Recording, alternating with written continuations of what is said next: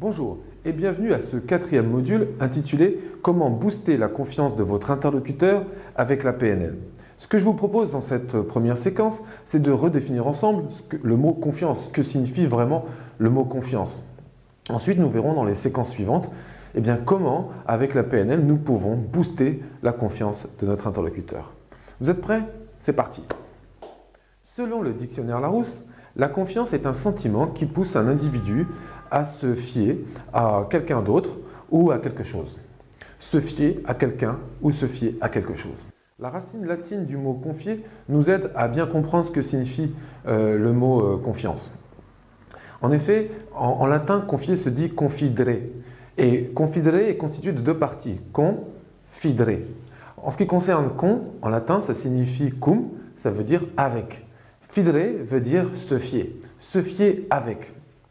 Voilà donc ce que signifie le mot confiance, c'est se fier à quelqu'un en s'abandonnant à sa bienveillance et à sa bonne foi. Quelques synonymes maintenant du mot confiance, le mot espérance, le mot foi, le mot croyance. Voilà, ce sont des synonymes du mot confiance. On retrouve bien ici la définition qui nous est proposée par le dictionnaire Larousse et puis ce qu'on en comprend par rapport à la racine latine du mot confiance. C'est vraiment croyance en quelqu'un, c'est foi en quelqu'un, c'est espérance en quelqu'un. Donc, globalement, il s'agit d'un sentiment qui va nous mettre dans un état finalement de sécurité. Pour aller plus loin encore dans la compréhension de la confiance, je vous propose ce schéma.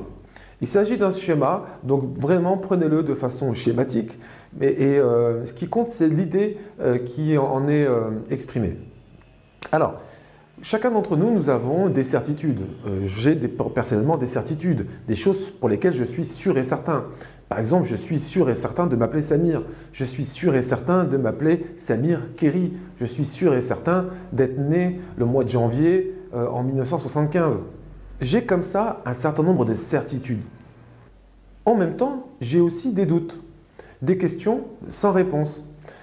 Par exemple, est-ce que je vais réussir à passer tous mes messages avec cette formation?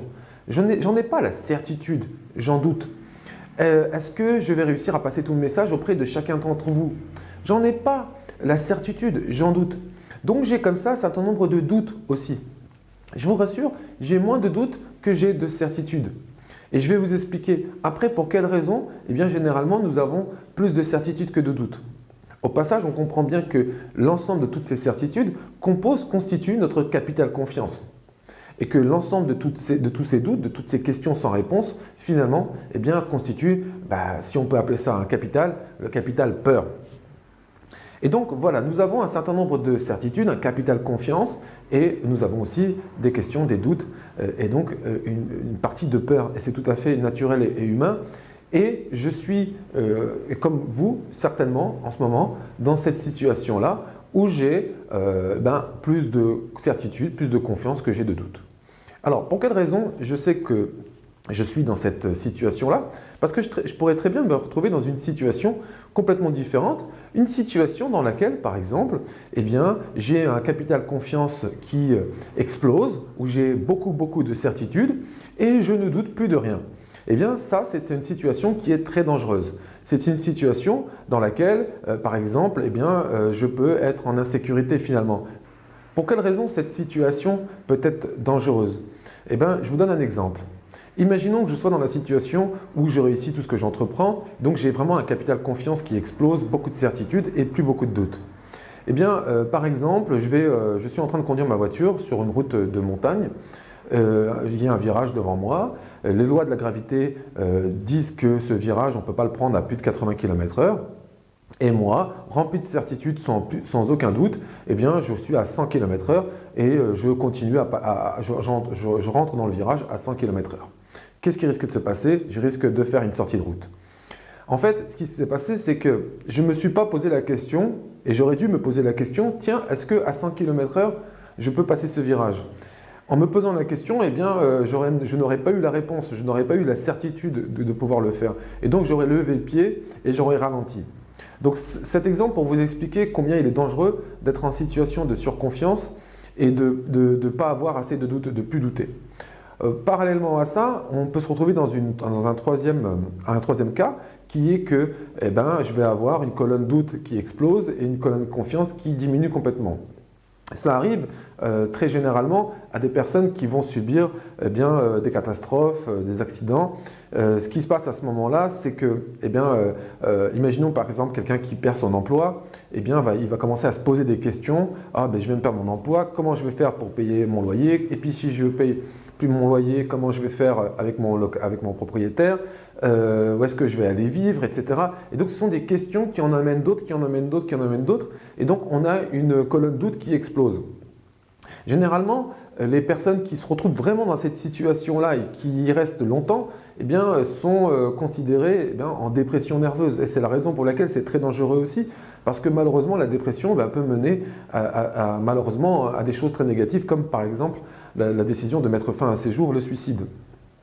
Donc on comprend bien qu'il y a trois types de situations.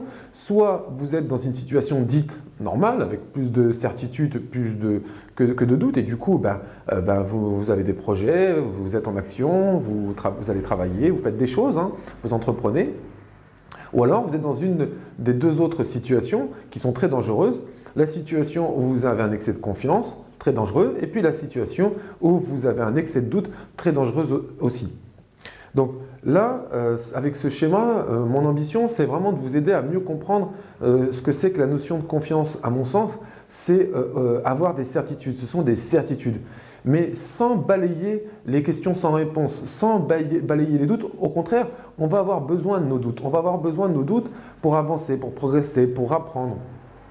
Donc, j'espère que ce schéma vous aide davantage à comprendre ce que c'est que la confiance. Nous en avons une définition avec le dictionnaire Larousse, définition qui vient notamment de la racine latine du mot confiance, où on comprend qu'il s'agit vraiment de se fier à l'autre.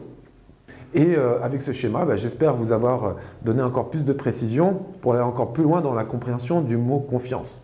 Donc maintenant, dans la séquence qui suit, on va s'interroger donc à comment faire pour augmenter la confiance, comment faire pour augmenter cette colonne de certitude auprès de notre interlocuteur, comment faire pour diminuer la colonne doute auprès de notre interlocuteur, je pense notamment aux vendeurs qui ont à prospecter parfois, à vendre des produits à des clients ou des prospects qui ne les connaissent pas, donc qui sont remplis de doutes concernant cette personne, concernant la marque, concernant le produit.